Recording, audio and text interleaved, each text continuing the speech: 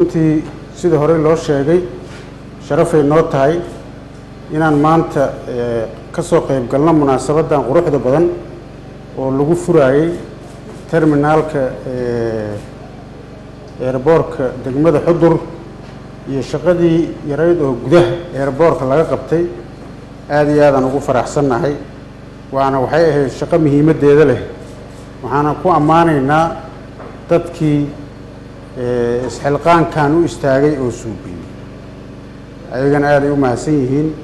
qorshaha dawladda ayaa wuxuu yahay wax allaaleey wixii horumar bulshada ay leedahay in laga shaqeeyo oo deegaan kasta oo la tegi karo oo dawlad goboleedka koonfur galbeed gaari karto ay gaarsiiso adeegyada bulshada ay u baahan tahay noocyadeeda kala duwan oo dhan sidaas darteed muddo badan markaan inta ku soo noqonnay oo qorshaha anagu uu ahaa waxyaalaha ugu horeeya muhiimadda aan saarayno degmada Xudur inay airport dhisan hesho duruufo jira awgooda dhismihii airportka weli rajo weyn aan ka leenahay wuu imaan doonaa maalin walba oo marxaladan sameeynay waa xasuustaa maalintii ugu horeysay nimid safarkii ka horeeyay waxaan dhagax dhignay migration waxa ilaahay mahadiisoo lagu guuleystay maanta inay degmada Xudur aanan loo doonanaynin baasaboor baydhabo oo inta looga gooynayo dadka maalin walbaba aan nimaano ama aan maqannahayo baahi deegaanka uu qabay yaan ku maqannahay sidii loo xallin lahaa noocay rabtaa noqoto adduunka hal maalin lama wada dhisin wax walbana hal maalin ma samaysmaan maalinbo tilaabo yaa la qaadaya laakiin waxaan aaminsanahay tilaabada ugu muhiimsanayd yaa dhiman laakiin in tilaabooyin badan oo adeeg bulsho ah oo degmada Xudur u baahnayd inay dawladda qabatay kuwa kale oo dhimanna ay qaban doonto hadduu Ilaahay yiraahdo intaas kadib waxaan rabaa inaan aad u dhiirigeliyo guddiga isxilqaan ujeedada isxilqaan aan u dhiirigelinayno waxaa waaye wuxuu sheegay guddoomiyihii guddiga airportka in lagu dhisay 94,000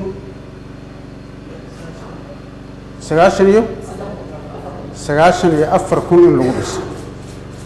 94,000 7,000 waxaa bixiyay dadka isxilqaamaya inta kale waxaa bixisay dawladda waa percentage aad u weyn ninkii 80 iyo dhowr kun bixiyay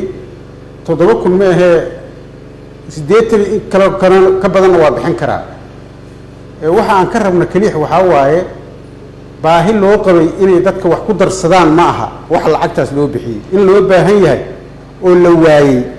7,000 sidaas darteed loogu daray ma aha waxa dadka bulshada wax looga qaaday isxilqaanka ay ugu dareen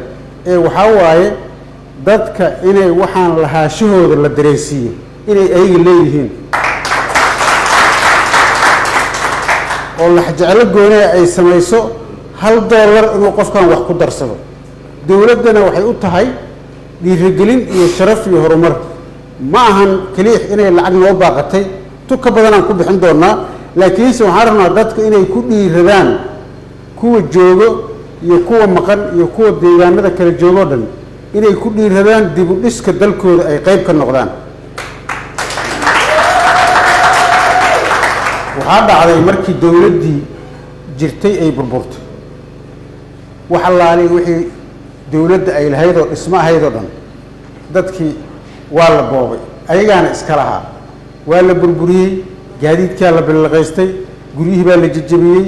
qalabkii baa la kala qaatay meel kastoo Soomaaliya marka waxay ku leeyihiin war maxaa u yeelaysaa markii lagu yiraahdo dawladda iska lahayd la leeyahay dawladda inay dadka tahay ma oga dadka dawladda la sheegaayo adinka waay shacabka waay marka si tii looga badbaado meeshaan 82,000 ay dawladda gelisay waxaa ka muhiimsan 7,000 oo dadka deegaanka ay geliyeen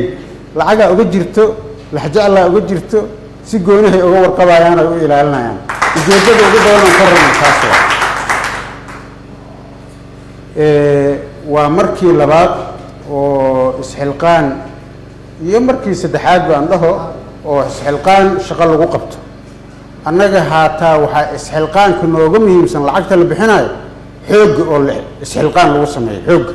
qofka bini aadamka xooggiisa bixiyo waa isxilqaankay ka mid tahay oo inta baxo dhagaxa keeno ciidda keeno birta qaado qof wax dhisaayo xaquuqdii uu lahaa wuu helayaa materiaalka iyo waxa la sameynayana dowladdaa bixinayso laakiinse dadka lacag intaysan bixinin keliix maahane inay xooggooda bixiyaanna muhiim waaye isxilqaankay ka mid tahay waxyaalaha isxilqaanka ka mid noqonayo sartan keliix la dhisay maaha amniga isxilqaankuu ka mid yahay baahida ugu badanoo maanta gobolkan uu qabana waa amni waaye ogaada amniga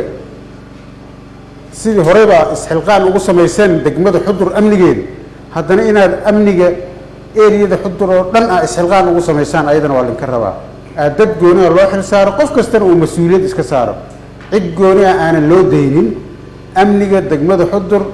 isxilqaan geliya qof kastoo mas-uul ah oo wax garanaayo haysu isxilqaan ha ka sameeyo amniga degmada xudur ha ku darsado contributionkiisa ha ku darsado taladiisa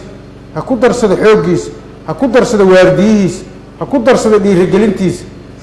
talada haataa wax weyn waaye guubaadada wax weyn waaye isxilqaankay ka mid tahay ha ku darsado marka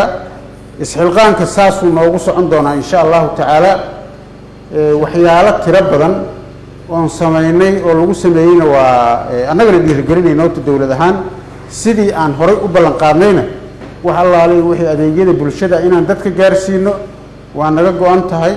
waana gaarsiinaynaa horeyna waa u gaarsiinay hadduu ilaahay yidhaaho cid kastoo nagala shaqaysayna aaday u mahadsan yihiin ay ugu horeeyaan shacabka degmada xudur maamulka iyo gobolka iyo degmadaba ayagana aaday u mahadsan yihiin sidaasoo kale waxaan dhiirigelinayaa sanatarada cusub ee dhallinyarada ee aqoon-yahanada ah ee u taagan ayagana ayagoona weli aan la wareegin aan dhaartii gelin oo mas-uuliyaddooda shaqada aan la wareegin laakiinse si la doortay oo maalintii la doortay ilaa iyo maanta qayb ka ah sida hadda la sheegay senator aadan cabdinaasir yaa qayb ka ahaa isxilqaankii dadka inta keenay haddana wejigii labaad ee aeroboortka uu u gudbaayey oo ahayd xiristii siliga oo aan rabnay inaan samayno ayadana ninkii ugu horreeyey oo mas-uuliyaddii deeqdii ugu horreeyey bixiyey waa senator cabdiweli oo $2,000 isagana ku deeqay dad badanaana ku dayan doono oo ayagana sidaasoo kale ku deeqi doono oo senatarada inta jooga ay ka mid yihiin nin kasta oo mas-uul ah oo dalkan iyo dadkan u maqan waxaan rabnaa inay ka muuqato uu dib ugu soo noqdo deegaanka dadka siyaasiyiinta ah ee gobolkan matalaayo ee gobolkan ka tirsanoo u tegaayo ama dowlad federaal u aadayo ama dowlad koonfur galbeed u tegaayo inay dib ugu soo noqdaan deegaankii oy waxgeliyaan deegaankoodii ay dadka baahidooda la wadaagaan oynan dhihin wax walba madaxweynaha keenayo inta waxaa ka galay dowlad goboleedka koonfur galbeed xildhibaano gobolka bokool uu leeyahay yaa ka tirsan xildhibaanada wasiirada ugu badan ee dowlad goboleedka koonfur galbeed waxay ka soo galeen gobolka bokool 25 wasiir markay ugu yar tahay 10 iyo wax la jira 10 wasiir gobol waxaa ka jira gobolka bokool 10 wasiir wasaaradda ugu muhiimsanaa marka ha ku soo noqdeen deegaanka dib ha ugu soo noqdeen ha fiiriyeen baahidiisa maadaama duruufo adag uu ku jiro sidaasoo kale dowladda federaalka xildhibaano iyo senataro iyo wasiirro federaal aha joogo oo ka tirsan gobolkan ka tirsan kuwa hadda jooga iyo kuwa hore waxay noqdaanba waxaan rabnaa ayagana inay deegaankii dib ugu soo noqdaan oo ay fiiriyaan baahida jirto qof kasto ninka inta joogo yaa wuxuu samaynayaa xooggiisa keenayo oo wax ku soo daraayo marka maxaa moodaa nin dowlad jiro oo abaabuli karo mashaariic oo dad la hadli karo oo dowladda wax ka keeni karo oo asaga jeebkiisa wax ka bixin karo asagana intaasoon kalaan ka rabnaa inuu sameeyo aad iyo aadaa u mahadsantihiin in allaalay intii ka qayb qaadatay hawshan quruxda badan oo qof kasta ka mida aadaan inkaga mahad celinaynaa sharafayna noo tahay insha allah hawshaana waa socon doontaa ma joogsan doonto airportkana sida uu wasiirka sheegay waa la xiri doonaa siligi baa lagu xiri doonaa asalaamu calaykum waraxmatullaahi wabarakaatu